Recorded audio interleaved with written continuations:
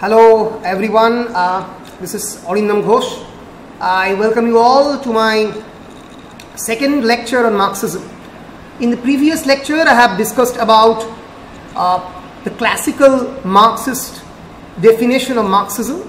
I have discussed about what is base and what is superstructure. I have also discussed about the influence of various other thinkers on Marxism. The origin point of Marxism. I have identified three branches which actually helped building the discourse of Marxism. Of course, the Hegelian branch, the influence of G.W.F. Hegel regarding dialectics and other notions, the influence of Immanuel Kant, the German idealist tradition, the influence of the German idealist tradition, and of course I have talked about the influence of the French socialist and revolutionary thinking, the influence of Saint-Simon and Proudhon and others, and of course the influence of the British political economy, the writings of Adam Smith and David Ricardo. In this present lecture, I'll talk about a very important idea of Marxism known as historical materialism. Now, what is materialism? If we break down this particular word, historical and materialism, we will find a very important word, that is materialism. What is materialism? Materialism, it's a philosophical monism. It's basically a philosophical idea. Monism means an idea which is not dualistic in nature. Dualistic means recognizing the existence of the world through the idea of both the mind and the body, through both good and evil. যখন আমি দুটো কোনো particular ফোর্সকে recognise করছি তখন essentially সেটা dualistic idea হয়। Materialism is a monistic idea that it recognises substance and the matter as the fundamental principle of nature and human existence. So matter is the source of all human knowledge, all human existence. Only matter. এক ধরনের বস্তুবাদের কথা materialism বলে। Historical মেটেরিয়ালিজমের Bangla হচ্ছে ঐতিহাসিক বস্তুবাদ। ফলে materialist conception of history meaning interpreting history through the existence of the matters, through the existence of the materials. সেই materialistic ওয়েতে হিস্ট্রিকে কনসিভ করাটা হচ্ছে materialistic conception of history. So materialistic conception of history always valorizes history of matter, always valorizes the development of history as the result of the material conditions, and it says that history is not a product of the human consciousness, or history is not the product of the human ideas. মানুষের আদর্শ বা মানুষের চেতনা এইগুলোর ফসল ইতিহাস নয়। History is the development of the material conditions, যে বাস্তবতার মধ্যে দিয়ে যে বস্তু কেন্দ্রিক এই পৃথিবী, তার economy, money, various other instruments, device that actually revolutionizes agriculture, industry.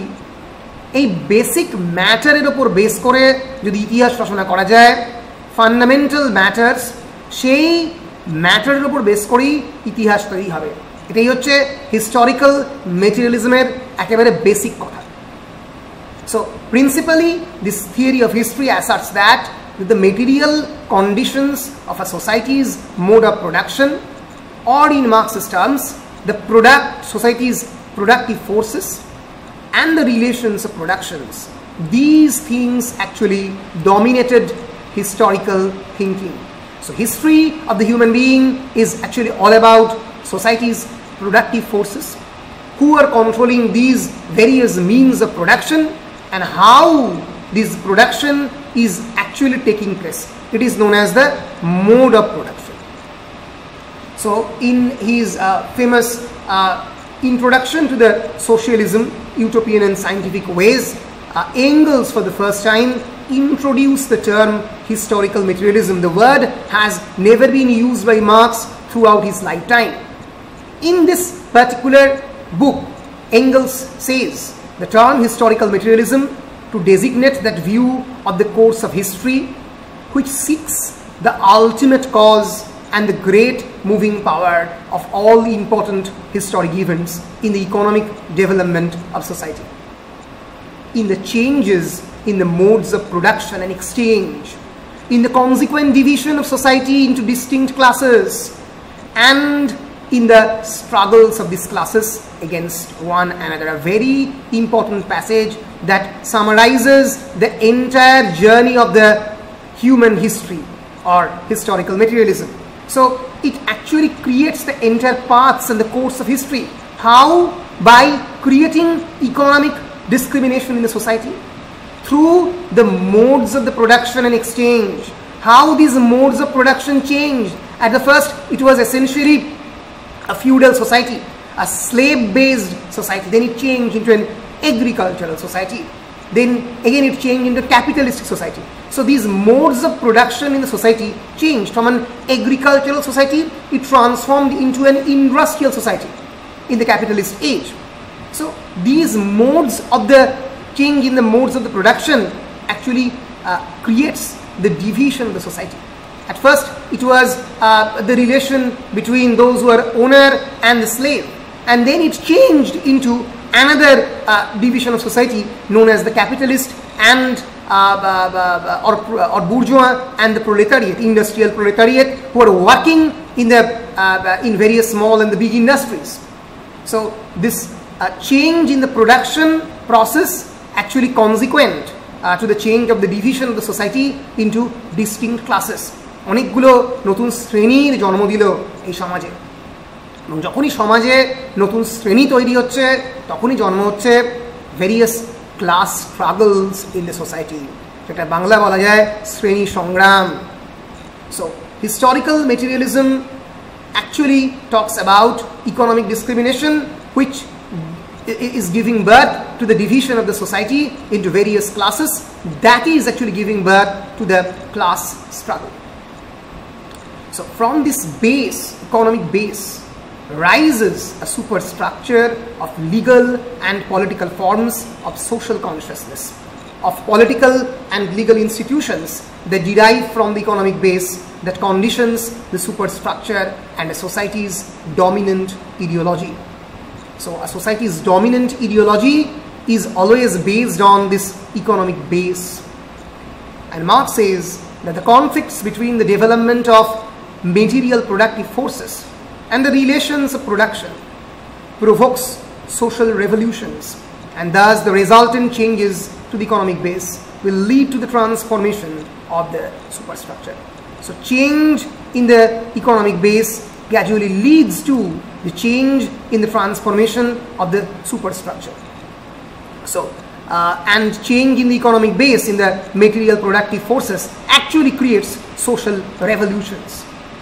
Marx says this in his famous preface to a contribution to the critique of political economy, a famous book published in 1859. And as I have already said, that the relationship between the base and the superstructure is very much reflexive in nature. It is not essentially monolithic. That is, base is influencing the superstructure. At the same time, superstructure is also influencing the base. It's not a monolithic relationship. It's a two-way traffic. So the relationship is not static, but rather it is dialectic. It is expressed and driven by the conflicts and the contradictions. So these innate contradiction in a particular social system is actually giving rise to the revolution, giving rise to the next system. So this is the pathways of history. This is the journey of history. This is how the history operates, says Karl Marx, through his theory of the historical materialism. And Engels clarified that the history of all hitherto existing society is the history of the class struggles. মানুষের ইতিহাস হচ্ছে শ্রেণী সংগ্রামের ইতিহাস, একটা শ্রেণীর সঙ্গে আর একটা শ্রেণীর লড়াইয়ের ইতিহাস। কৃষিকাজের সময় যারা লেবারার শ্রেণী তাদের সঙ্গে those who are the owner of the lands তাদের লড়াই, at the time of the industrial revolution those who are the owners of the industry তাদের সঙ্গে those who are workers in the industry তাদের যে conflict, তাদের যে লড়াই, এই যে ডায়ালেকটিক্স, এটাই হেগেল বলেছিল ডায়ালেকটিক্স। এভাবেই সোসাইটি মুভ করে, এভাবেই সোসাইটির হিস্ট্রি চেঞ্জ হয়। This kind of conflict between the thesis, thesis means one doctrine and then there is antithesis, আর একটা doctrine, the conflict, the constant দ্বন্দ্ব, এই এই কনফ্লিক্টের থ্রু দিয়েই হিস্ট্রি মুভ করে। The society's histories is the story of the class struggles, শ্রেণী সংগ্রামের ইতিহাস, between the free man and the slave, কাদের সঙ্গে? between those who are free man and the slaves, between the patrician and the plebeian, between the lord and the serf at the time of the feudal system, the guild and the master and journeyman. In a word, our history of our society is the story of the oppressor and the oppressed, stood in constant opposition to one another, carried on uninterrupted, now hidden, now open fight, a fight that each time ended either in a revolutionary reconstitution of society at large or in the common ruin of the contending classes. So history is all about either it ends with the revolutionary reconstitution of the society, বিপ্লবের মাধ্যমে সমাজের পরিবর্তন এলো, or it ends with the ruin of the contending classes. The contending classes clashes and they are fighting with one another and the society ends there. So in his famous book Grundrisse, Marx says that society does not consist of the individuals but expresses the sum of the interrelations, the relations within which these individuals stands. So Marx says that the social and the historical context in which a particular individual is born or in which a particular individual is thrown into, that particular socio-political context is very important, because the story of history is not is actually the story of the individuals in the society, but rather is the story of the interrelations, কোন ডায়নামিক্সে একটা মানুষের জন্ম হচ্ছে and সেই internal dynamics with other persons, the dynamics of a particular person with other persons, তাদের যে সম্পর্কের ইতিহাস কেমন করে সেই সম্পর্কটা ডিটারমাইন করছে, একে অপরকে কেমন করে ইনফ্লুয়েন্স করছে, how a lord is influencing the life of a serf, at the same time how serf through his service influencing the life of a lord. এই যে সোসাইটির যে the interrelationship of the oppressor and the oppressed, এইটার কথাই historical materialism বলে। Historical materialism actually gives us a picture of the economic oppression, is gives us a story of the tremendous economic exploitation that actually happens throughout the entire Europe from the feudal age to the industrial age. It's actually story of our exploitation narrated in terms of materialistic conception of history, বস্তুবাদের মাধ্যমে, শুধুমাত্র অর্থনৈতিক বিশ্লেষণের মাধ্যমে ইতিহাসকে দেখা যে কি ভয়ঙ্কর ইকোনমিক ডমিনেন্সের কাহিনী ইতিহাসের মধ্যে লুকিয়ে আছে, তার কথা হিস্টোরিক্যাল মেটেরিয়ালিজম বলে। So it actually builds upon the idea of historical progress, how history is progressing, that became popular in philosophy during the Enlightenment. It's Marxism is basically a product of the Enlightenment, of course, a philosophical school of the 18th century, which asserted that the development of the human society has progressed through a series of stages, from the hunting and the gathering stage through the pastoralism and cultivation to the commercial society. So human history is actually a story of progress from the hunter-gatherer society where people hunts and gathers, then comes the agricultural stage, the pastoralism and the cultivation, then our modern industrialized commercial society. It's actually a story of progression which is happening through exploitation of the working class. So historical materialism rests on the foundation of this dialectical materialism, in which matter is considered as primary and ideas, thought and consciousness, all these are secondary concerns. Marx says that that that narrating history through matter is the fundamental principle of materialism. That matter, money, economy, these things are the foundation story of history, rather than the ideas, thoughts, and the consciousness. That is, consciousness and human ideas about the universe actually results from the material conditions rather than the vice versa. So material conditions is actually influencing the ideas rather than the consciousness influencing the material conditions. So Marx is taking a direct, almost a counter pointing position, almost an oppositional position from idealism. So here, from this particular point, Marx is radically departing from the German idealism, where consciousness is everything, where human mind determines everything. In Marx's historical materialism, matter, materialistic conception of history determines everything. It tells us the story of the exploitation of the bourgeois society on the proletariats. It tells that history is basically a story of the class struggles between the freemen and the slaves, between the patricians and the plebeians, between the lords and the serfs, between the guild master and the journeyman. It's the story of the oppressor and the oppressed, the story of the suppression, oppression, corruption, and exploitation. At the same time, it's actually basically a story of the progress from hunting and gathering society to pastoralism and cultivation, from cultivation to the commercial society, from commercial society to the liberal democracy. Marx says that that from this particular stage of capitalism will move into the stage of the socialism and then into communism. We will see later that whether this dream of Marxism will actually can be realized in history, or is it possible to realize this dream of communism, or has it been ever realized? We'll see these things.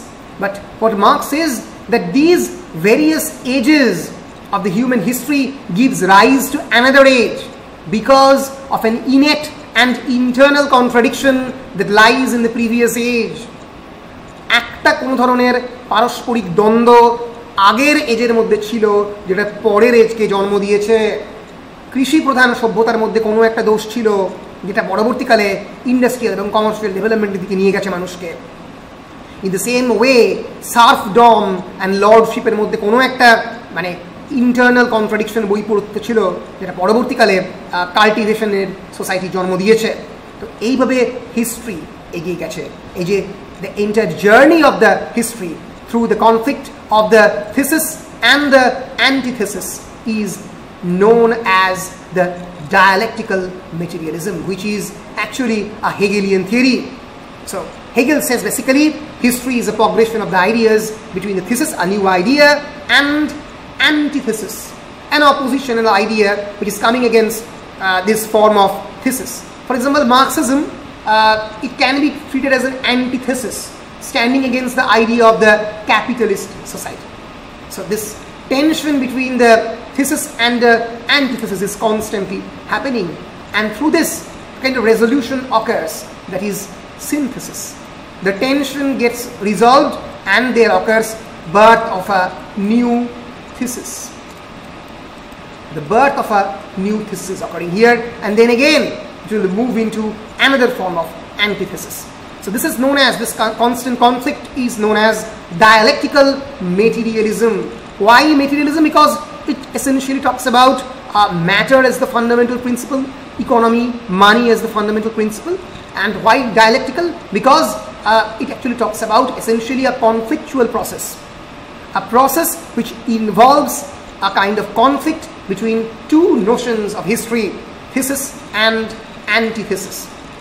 So now moving into Hegel's conception of the dialectical materialism, Hegel says that progress is an immediate result of the internal conflict. Progress is the consequence of the internal conflict.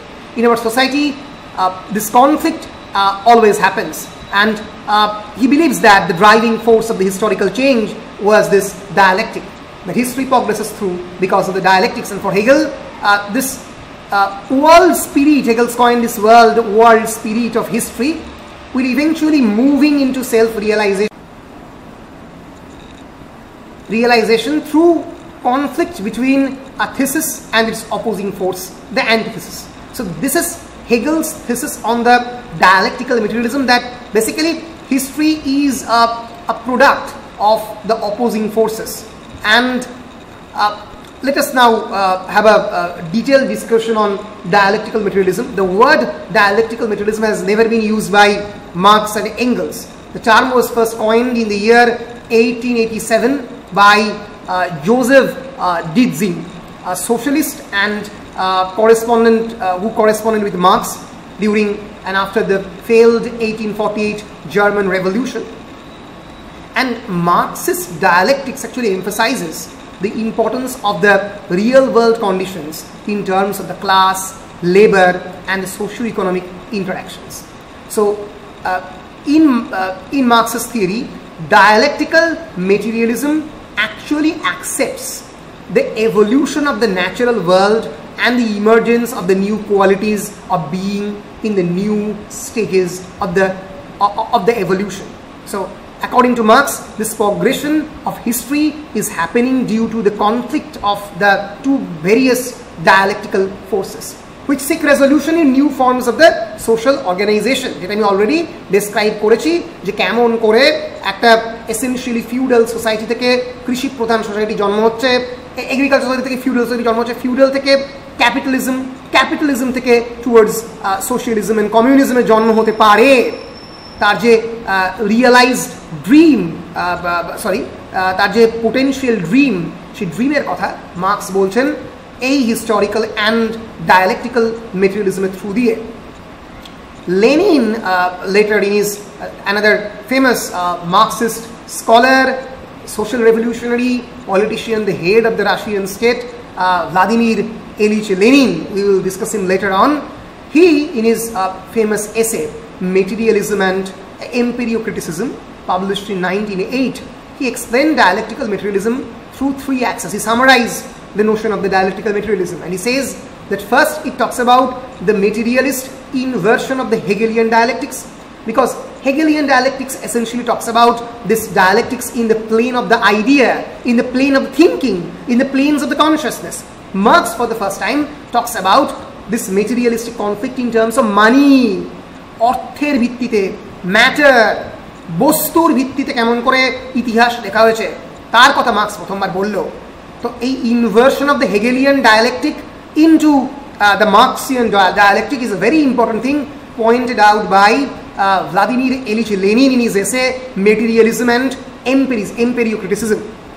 The second one is the historicity of the ethical principles ordered to the class struggle. The historic entities vary the ethical principle that is involved in the class struggle. শ্রেণী সংগ্রামের মধ্যে যে ধরনের নৈতিক দায়িত্ব আছে তার কথা। And third, the convergence of the laws of the evolution, which is actually a very important topic of that time of contemporary physics and biology.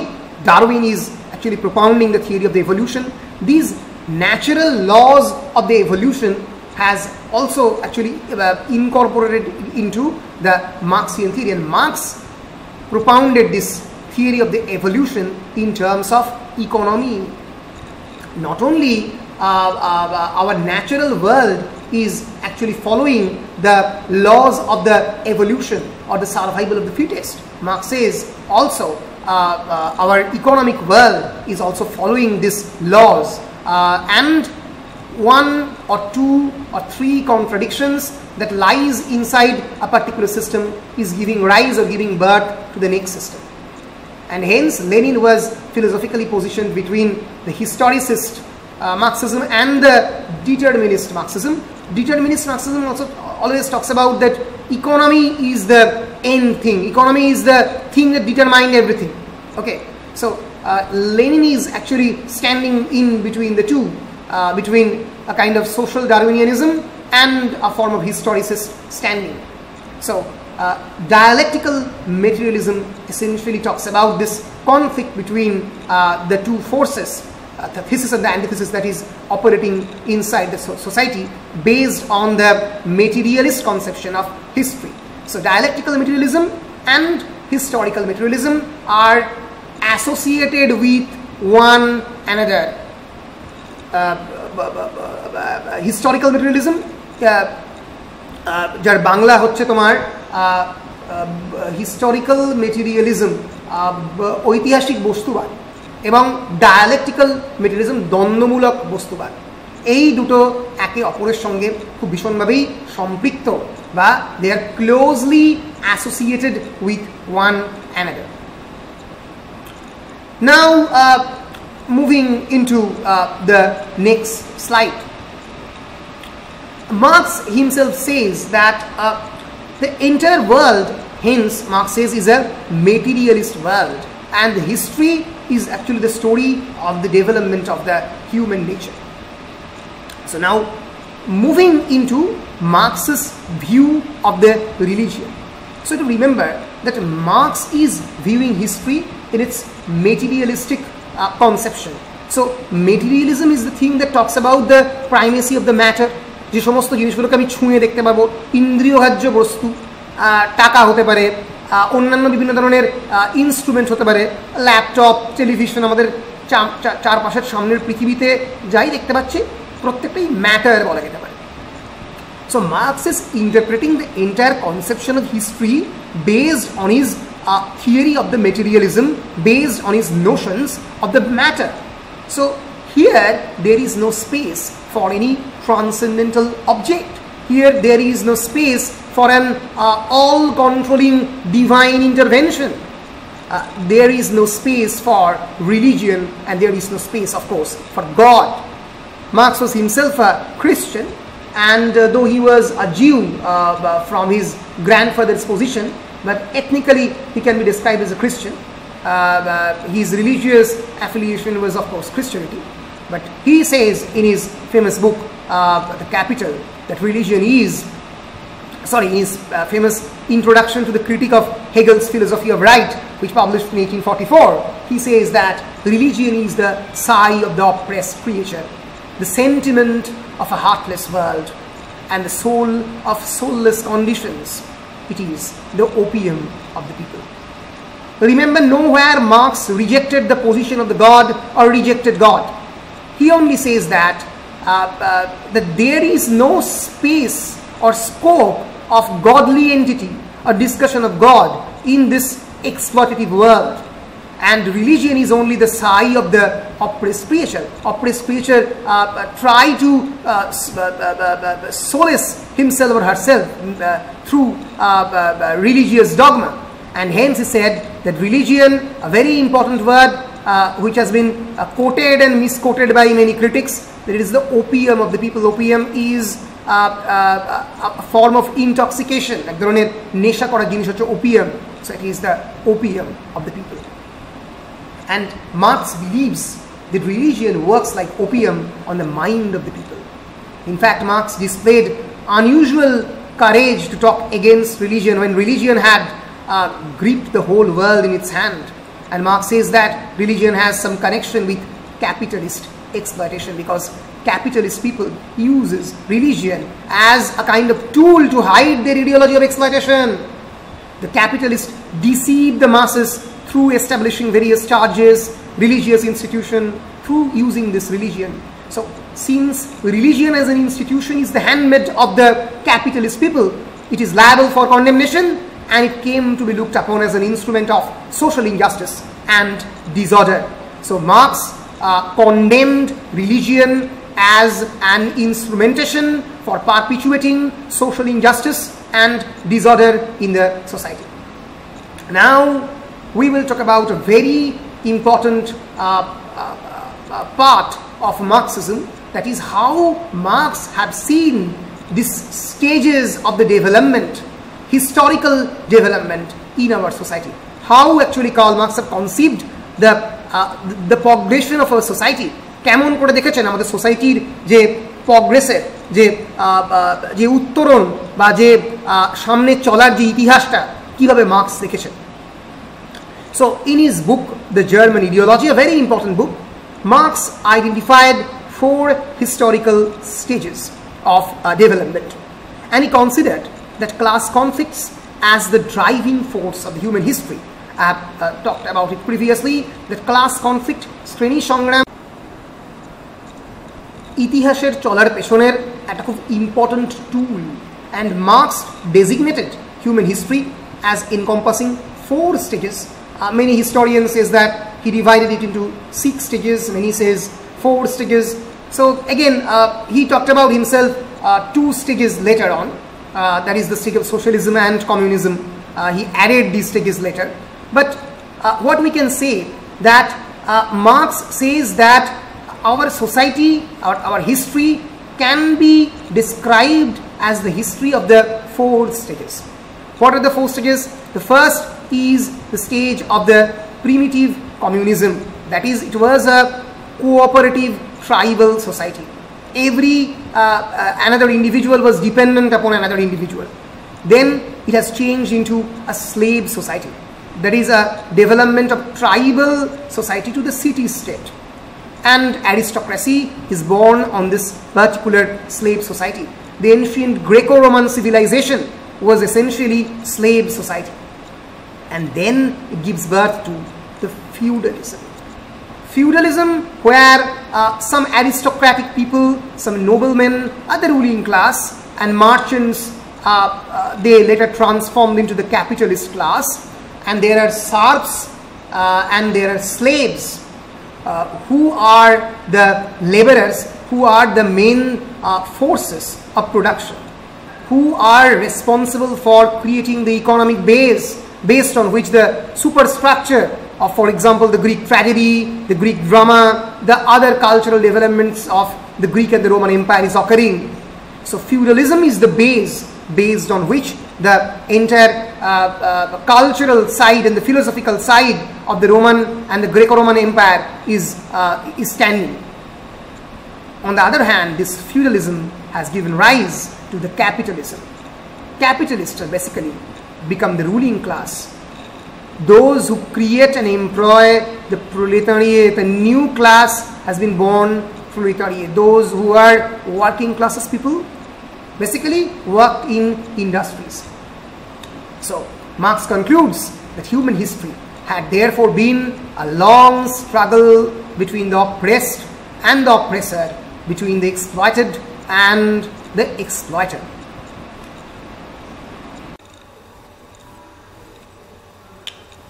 So after describing these 4 stages of the development of the human society, Marx actually goes on in describing what were the main forces that were operating in these societies, and he goes on in describing the innate contradiction that actually lies inside these societies that actually abolished these societies one by one. And for example, in the primitive communism, Marx says that from the very inception of our civilization, from the very inception of the human civilization, these cooperative tribal societies existed. And in this kind of societies, everyone would share in what was produced by the hunting and gathering. So these primitive communist societies were basically hunter and gatherer society. There was no conception of private property as such, and primitive society produced no such surplus values, because there were no such storage system for storing the food or for storing the surplus in the monetary form, etc. And few things that existed for any length of time were held communally. So it was absolutely a classless society where everybody earns by hunting and the gathering, and there would have been no state. Conception of state was not there in the primitive communism. So according to Marx, according to his own theory of the historical materialism, the historical progression of time, primitive communism existed as the very foundational, the very first society. এই সোসাইটির একটা বিরাট বড় feature according to marks, এই society কোনো ধরনের surplus বা উদ্বৃত্ত মূল্য তৈরি করতো না। What is surplus? Surplus is basically উদ্বৃত্ত মূল্য লাভ। কোনো একটা জিনিস তৈরি করতে যে খরচ, প্রোডাকশন, লেবার সব কিছু মিলিয়ে যে খরচ, সেই খরচ করার পরে যে আলটিমেট লাভটা দাঁড়ায় মালিকের, সেটা হচ্ছে surplus. How this surplus value changed the society completely, how it becomes actually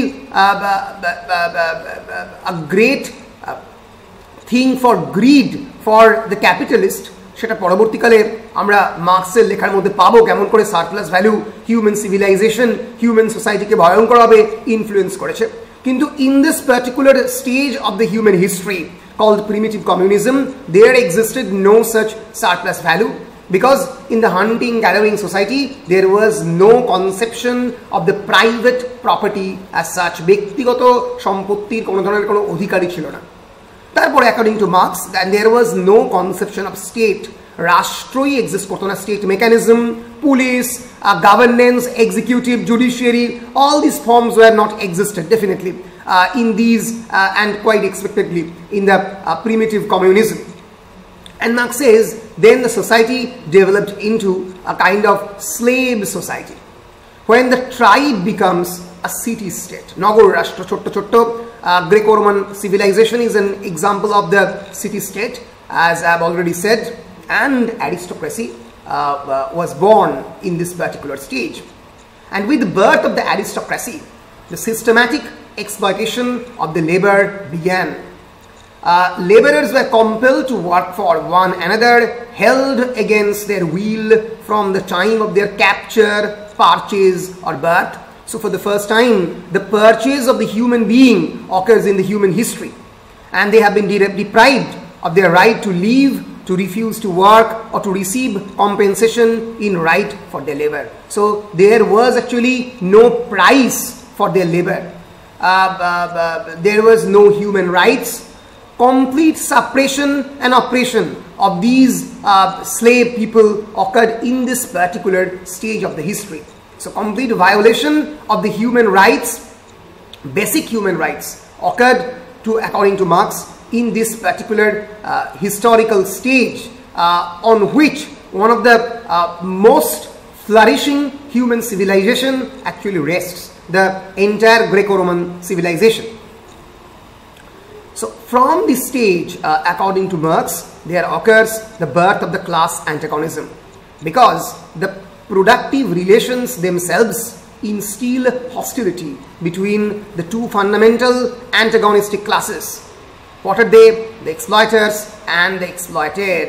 And hence Marx says, the struggle of all hitherto, this is actually the quotation of Engels, the struggle of all hitherto existing societies is the history of the class struggles. Because slaves were the actual property of the ruling class. Slaves were treated almost as a property of the ruling class.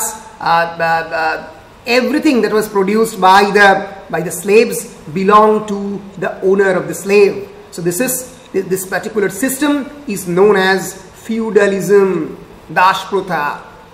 And this system collapsed under the weight of its own contradictions, according to Marx, because a society cannot thrive along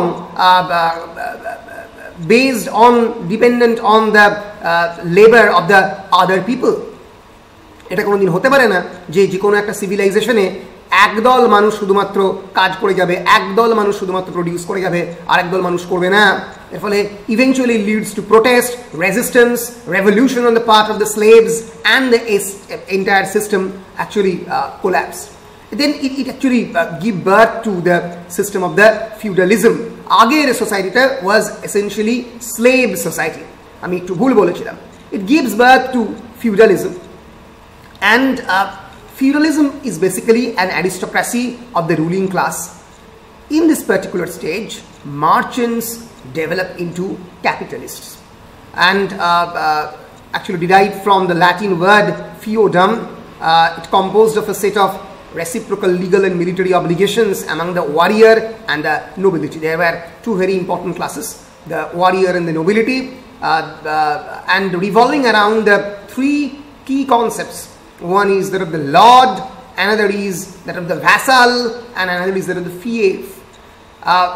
The lord is the controller of the feudal system, while vassals are the mere slaves, and fiefs are also slaves.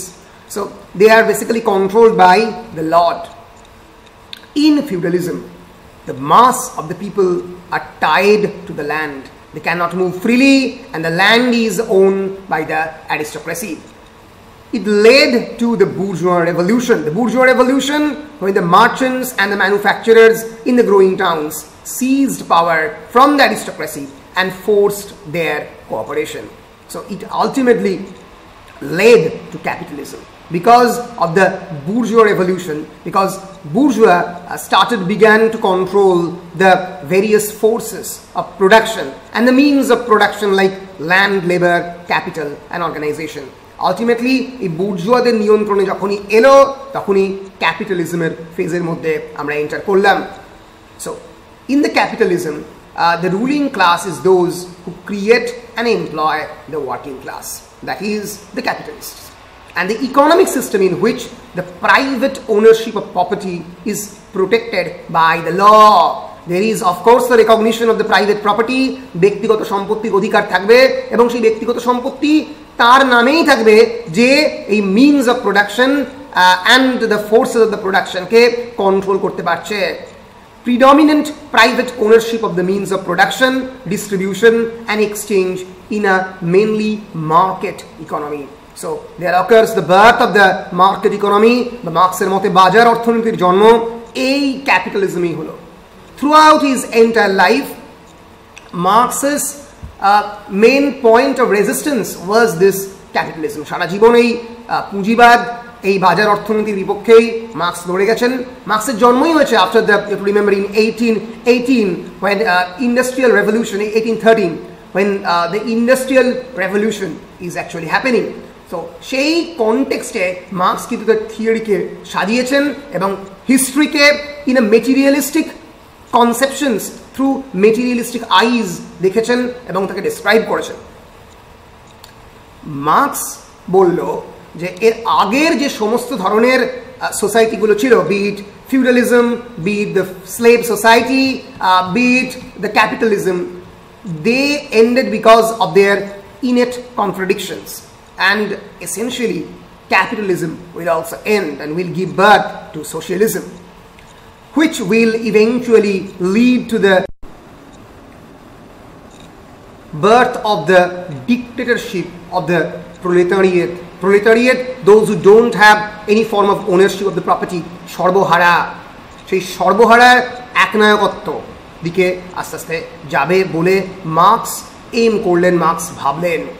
And it will create a form of unity on the part of the workers, and the workers will gain class consciousness. They will protest against these forms of capitalism, and they will share the belief that capitalism unfairly concentrates power, and this will be achieved via a class struggle and a proletarian revolution which represents the transitional stage between capitalism and communism. So socialism actually will serve a form of transitional stage from the capitalism down to communism. Socialism is not the ultimate stage which Marx aims for. Rather, communism is the ultimate stage. But this will serve as a transitional stage. And from this period, the class struggle will begin and the proletarian revolution will start. So, and according to Marx, communism is basically actually a classless and stateless society. In communism, socio-economic structure and the political ideology is actually based on the common ownership, and all the means of production, the forces of the production has actually been owned by the state. রাষ্ট্রই কিন্তু এই forces of production and the means of production K ultimately produce করবে, and there will be no individual ownership of the property. কারোর কোনো ব্যক্তিগত সম্পত্তি থাকবে না। I don't know whether it was a feasible option or not, but Marx actually dreamt of this form of state, a state which is classless and state which is stateless itself. Now we can question that what's the basic difference between capitalism and socialism. Capitalism is an economic system where the means of production is owned by the private individuals, while in the socialism the means of the production, such as money and other forms of the capital, are owned by the state or by the public. In the capitalism, the companies live by the profit motive, while in the socialism, under a socialist system, everyone works for the wealth that is in turn distributed to everyone. And in the capitalism, it is the government's job by enforcing laws and regulations to make sure there is a level playing field for the private run companies, while on the other hand in the socialism, the government decides everything, how the wealth will be distributed among the people. They provide for the people. There will be no conception of the private property, private run companies in the socialism. There is also a difference between socialism and communism. What's the biggest difference? The biggest difference between socialism and the communism is that in the socialism suggests that the contribution is made from everyone according to their ability, but they get back according to their size of the contribution. They will definitely get back their money based on their contribution.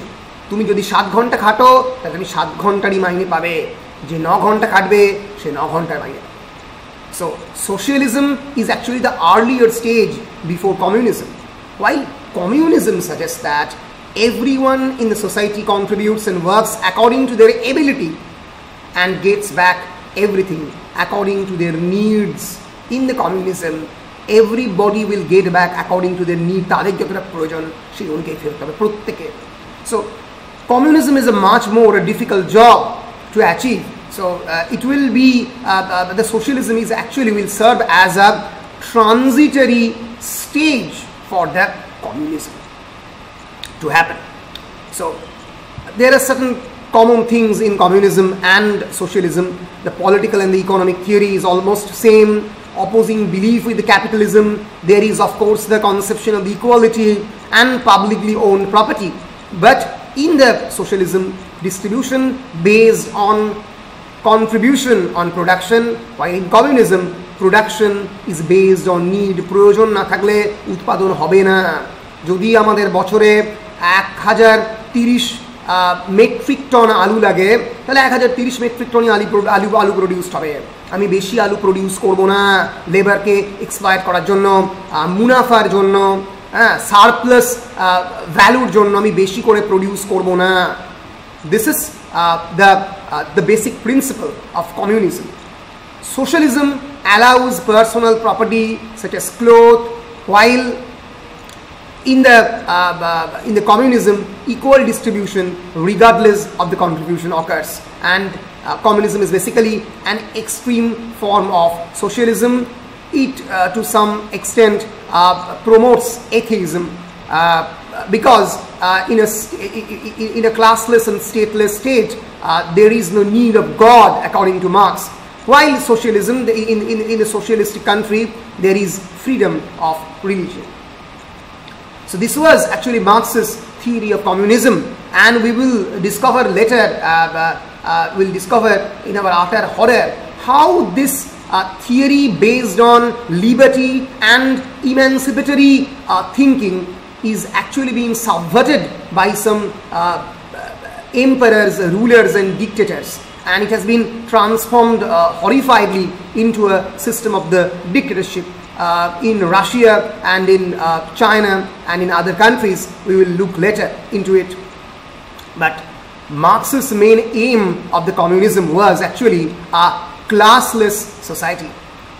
And as Marx said, that each stage of the history nevertheless marked an advance on the last, in that it brought about the further development on the forces of production, with the introduction of the machinery, technology, labor process and the like. But however, Marx envisaged an end of history. Marx himself said that there will occur an end of the history where all these class antagonisms, all these internal contradictions inside the state will end, and this for Marx meant communism. So communism is basically a classless society based on the common ownership of the productive wealth. As I have already discussed, Marx talks about certain innate contradictions in every social system. The feudal system contained structural elements that inevitably leads to its downfall. In the same way, this capitalist society will eventually fall down. In each negation, the contradictions are abandoned, but good things retained. And Marx himself said that socialism will abandon the exploitation of the capitalism, but will retain the advanced technology. This is actually a particular word which has been misinterpreted by Stalin and the others, and they have used this word by saying that Marx says that he will in the socialism will eventually abandon the exploitation of the capitalism, but that advanced technology will remain. And in this way, the process of the negation is progressive and optimistic. Marx is an author, a great philosopher who has perhaps been misunderstood and misinterpreted by thinkers across the world. Regimes changed, regimes destroyed, and emperors overthrown, revolutions occurred in the name of Marx. I don't know whether Marx would support these revolutions or not, but certainly a philosopher like in the stature of Marx cannot support a dictatorial government. But what happened next, in the next phase of the history, we will see later that we will enter into the age of the Marxism, Leninism.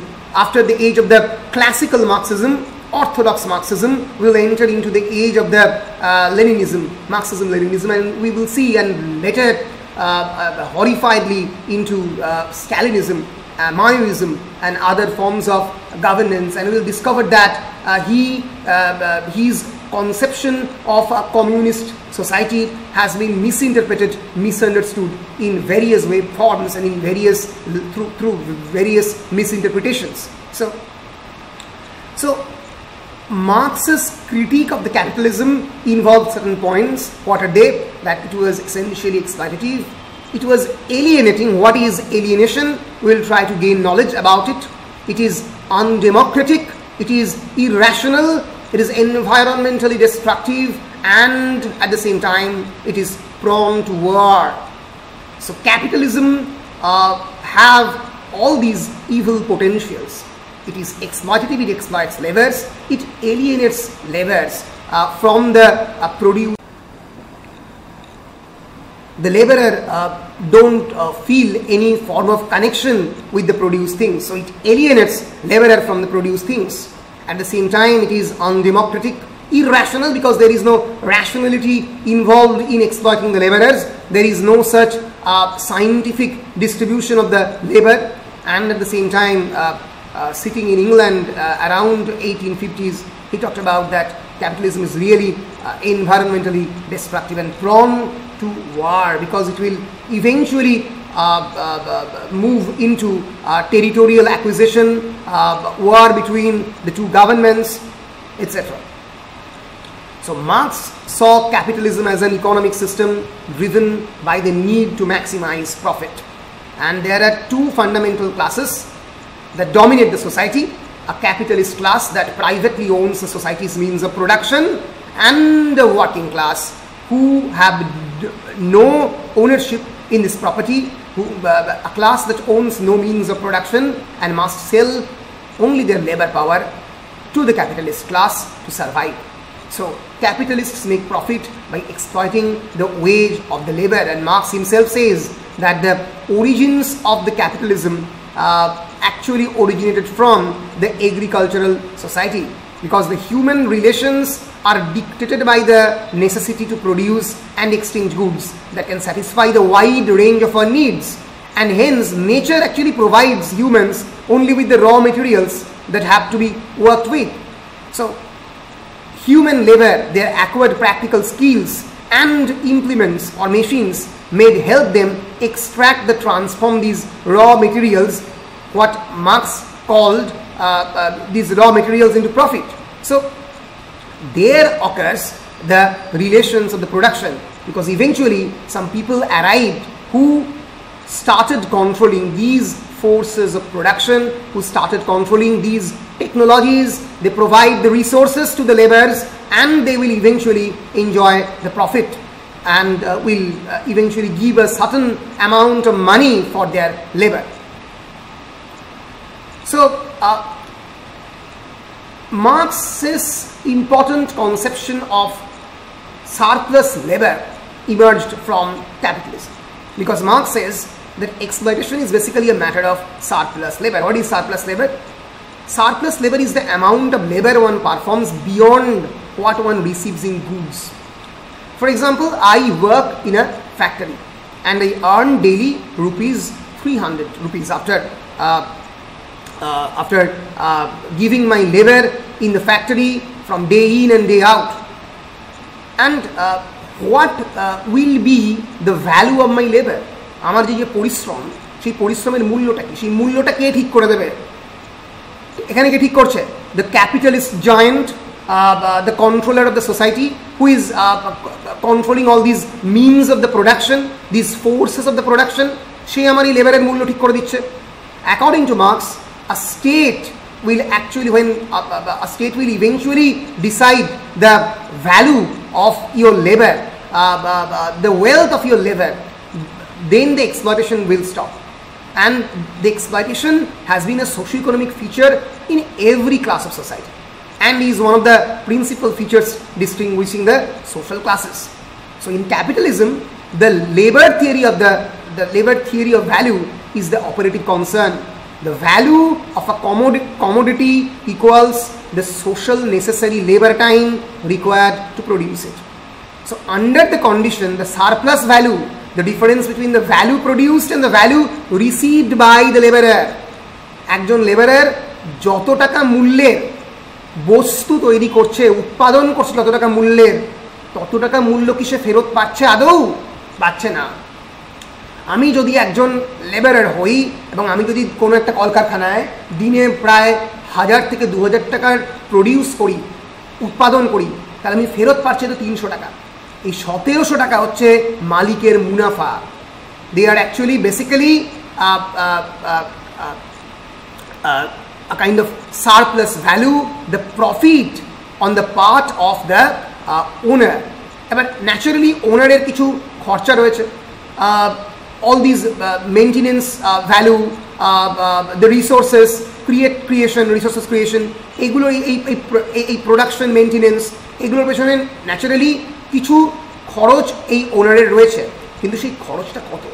Naturally সেই খরচের পরিমাণ এই লেবারের ভ্যালুর থেকে অনেকটা কম। লেবারের কাছে দেওয়া হচ্ছে, তারপরেও মালিকের কাছে অনেক বেশি পড়ে থাকছে। Ultimately, the aim and objective of capitalism is to maximize this profit, says Marx. এই প্রফিটটাকে কনস্ট্যান্টলি ম্যাক্সিমাইজ করে যাওয়াটাই এম হচ্ছে একটা capitalist society, and hence the surplus value is synonymous with the term surplus labor, and thus capitalist exploitation is realized as deriving surplus value from the worker. So worker is basically a machinery who is producing the surplus value. যে উদ্বৃত্ত মূল্যটা, যে প্রফিটটা মালিকের হাতে তুলে দিচ্ছে, সে হচ্ছে basically worker. And hence a revolution on the part of the worker is the utmost necessity of the hour, said Karl Marx. Without the unity on the part of the laborers, without the unity on the part of the workers, without a revolution and resistance on the part of the worker, this capitalism system, the system of the capitalism, will go on forever by exploiting these classes. This is a picture of the strikers who, confronted by the soldiers during the 1912 textile factory strike in Massachusetts, United States, called when owners reduced the wages after a state law reduced the work week from 56 to 54 hours, and they will, and eventually those who were owner of the textile factory, they actually reduced the wages. So capitalism, the resistance of the capitalism actually begins with Marx. Marx said that in pre-capitalist economies, exploitation of the worker was achieved via a form of physical coercion. Physically and manually they exploited the laborer.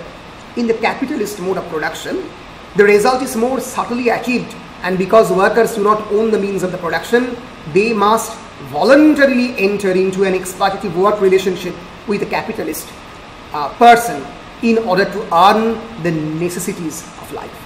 So capitalism creates a form of atmosphere, an environment where there is no such idea of the physical coercion, because physical coercion existed in the feudal society, in the slave society. But in capitalist economy, such an environment of exploitation have been created, such a mechanism have been created by the capitalist, that the laborer will eventually surrender their labor voluntarily, because they don't have any, they do not own any means of the production. And the workers' entry into such employment becomes voluntary, in that they choose which capitalist to work for, because there are no other options left. All are capitalist, and however the worker must work or starve. Thus exploitation is inevitable, and the voluntary nature of a worker participating in a capitalist society is thus illusory. Capitalism creates an atmosphere of illusion that in a voluntary way, that the workers have joined the work through their own free will, and hence we have all the right to exploit them. This is a cartoon, a picture depicted around 1930s, showing the company of Nike. This is actually the logo of the Nike, and the owner of such a capitalist production company is actually exploiting the laborer by setting deadlines, by not giving proper wages. This is a visual representation of the exploitation of all capitalist companies, all private owning companies, all multinational companies.